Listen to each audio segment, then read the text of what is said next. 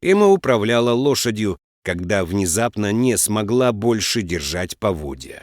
То, что могло показаться ужасным моментом, превратилось в невероятное. Как отреагировала бы лошадь на эту внезапную свободу от контроля всадника? Чем бы это закончилось для ребенка и ее отца?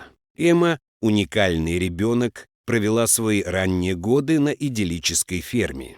Ее отец, Джастин, всегда лелеял мечту о собственной конеферме. Его увлечение лошадьми и верховой ездой началось довольно рано. Когда Джастин впервые сел верхом, с ним произошло нечто особенное. Лошадь сразу же привязалась к нему, и он почувствовал непосредственную связь. Затем Джастин решил взять уроки верховой езды и посвятил себя изучению всего, что связано с верховой ездой. К тому времени, когда Джастин достиг подросткового возраста, владение лошадьми стало его главной мечтой. После окончания школы он методично работал над осуществлением своей мечты. Его усердие и разумная трудовая этика в конце концов принесли свои плоды. Он купил ферму и начал разводить собственных лошадей. Затем родилась Эмма, что сделало его жизнь еще счастливее. Джастин был полон решимости дать своей дочери волшебное воспитание среди природы и животных. С младенчества Эмму регулярно выводили на улицу, что в наши дни является довольно необычной практикой. В доме Джастина цифровые экраны были редкостью, за исключением одного компьютера для деловых целей. Под влиянием образа жизни своего отца Эмма не проявляла склонности к просмотру фильмов в помещении, предпочитая жизнь на свежем воздухе со своим отцом и животными. Вероятно, именно благодаря такому воспитанию Эмма выросла такой жизнерадостной, здоровой и чуткой. Эмма чувствовала себя с лошадьми так же непринужденно, как и с людьми, несмотря на заметную разницу в размерах между ней и взрослыми лошадьми. Многие бы встревожились, увидев Эмму так близко к таким крупным животным, но она никогда не испытывала страха. Отсутствие страха у Эммы способствовало установлению глубоких связей с животными. Кошки, собаки и лошади, жившие на ферме, были для нее не просто домашними животными. Они были ей как братья и сестры и любимые компаньоны. Джастин тщательно дрессировал своих животных, а также внимательно учил Эмму правильно взаимодействовать с каждым видом. У Эммы были врожденные способности к обращению с лошадьми, как у ее отца. Когда Эмма подросла и начала ходить самостоятельно, Джастин заметил, что она все больше привязывается к его лошадям, особенно к мустангу по кличке Корица, который был особенно привязан к ней. Джастин увидел отражение своих увлечений в дочери. Их связь была нежной и привязанной, несмотря на то, что Эмма все еще совершенствовала свои навыки ходьбы, часто двигаясь быстро, но не уверенно, как это типично для маленького ребенка, который учится ходить. Иногда она могла немного отклоняться от тропы, исследуя местность немного в стороне. Это требовало от лошади двигаться рядом с Эммой с особой осторожностью и нежностью.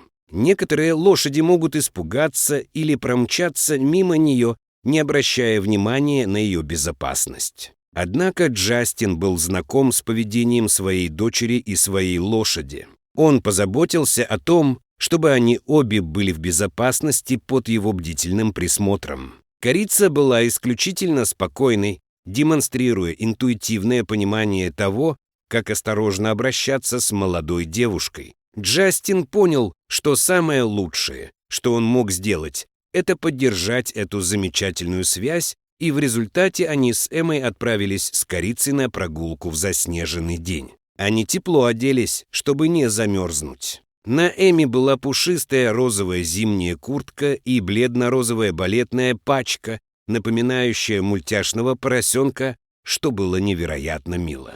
Во время прогулки она уверенно держала поводья, ведя Корицу по улице. Это была трогательная сцена, и, к счастью, Джастину удалось запечатлеть этот момент на свой телефон, снимая свою дочь и лошадь. Она обратилась к Корице мягким, уверенным тоном, в то время как ее отец, стоя рядом с ними, давал советы. Лошадь шла медленным, ровным шагом, не отставая от Эммы. Даже когда она нечаянно наступила на корицу, та замедлила шаг, позволив ей вернуться на прежнее место. Точно так же, когда Эмма споткнулась, корица осталась рядом с ней, продемонстрировав удивительное терпение и заботу. Джастин бодро наставлял Эмму, когда она вела машину, советуя ей, когда нужно притормозить или ненадолго остановиться, и она с готовностью принимала его указания. Тем не менее, ее юношеская энергия вскоре заставила ее снова броситься вперед. Ее энтузиазм был заразителен, что привело в восторг и Джастина, и корицу. Однако они пока не столкнулись ни с одной потенциальной проблемой. Что, если повод запутается в ногах лошади? Джастин предупредил Эмму, чтобы она держала поводья подальше от ног корицы, и она, похоже, вняла этому совету. Из-за того, что лошадь запуталась, она могла споткнуться, превратив спокойную прогулку в опасное мероприятие. Затем Эмма подняла поводья повыше, двигаясь осторожно. Но вскоре Джастин заметил существенную ошибку. Действительно, поводья больше не мешали корице передвигаться, но вплели их в снежные штаны Эммы. Джастин спокойным, твердым голосом приказал дочери притормозить, а затем остановиться. Эта ситуация была новой для корицы, и Джастин внимательно наблюдал за реакцией лошади. Хотя корица была послушной лошадью, для Джастина было важно сохранять бдительность. Испуганная лошадь могла повести себя непредсказуемо.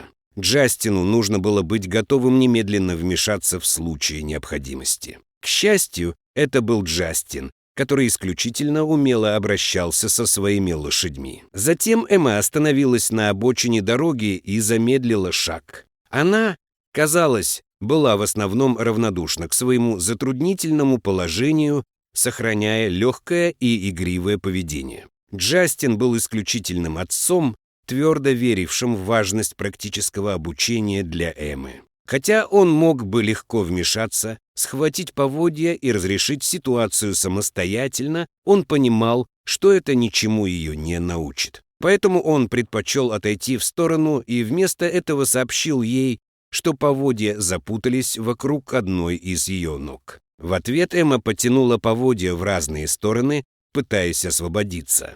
Она столкнулась с небольшой трудностью, но Джастин дал ей время, необходимое для того, чтобы она разобралась с поводком и поняла, как выпутать его из своих ног. Как только показалось, что Эмме это удалось, Джастин почувствовал, как у него упало сердце. Он заметил, что, когда Эмма отпустила поводья, она нечаянно выпустила их из рук. Он сразу понял, что это может послужить сигналом для корицы. Многие лошади могли воспринять упавшие поводья как сигнал к началу движения, и Джастин беспокоился, что корица может чрезмерно оживиться и потерять представление о местонахождении Эммы. На мгновение все, казалось, замерло. Что собиралась делать корица? Джастин, затаив дыхание, наблюдал за тем, как корица оставалась совершенно спокойной, ожидая, когда Эмма возьмет бразды правления в свои руки. К своему удивлению, Джастин запечатлел эту удивительную сцену на свой телефон. Мустанг не пытался убежать, и это не затруднило Эмме возвращение поводьев. Эмме потребовалось некоторое время, чтобы снова схватить поводья, и ей потребовалось несколько попыток, прежде чем она крепко сжала их в своей крошечной ручке. Джастин был в восторге. Он наблюдал за поведением корицы и заметил, что лошадь охотно следует примеру Эммы. Он призвал ее продолжать идти, и в мгновение ока она уже бежала обратно по дороге. Она оглянулась, давая понять корице, что пора продолжить прогулку. В тот день сердце Джастина было глубоко тронуто. Он знал, что с самого начала принял правильное решение познакомить свою дочь с животными, будучи уверенным, что они всегда будут заботиться о ней. Такой вдохновляющий вывод, Что вы думаете о том, как «Мустанг» отреагировал на начавшийся дождь? Вам когда-нибудь приходилось так близко сталкиваться с лошадью? Поделитесь своими впечатлениями в комментариях и не забудьте поставить лайк, поделиться и нажать на колокольчик уведомления, чтобы получать больше трогательных историй. Спасибо за просмотр и до встречи в следующем видео.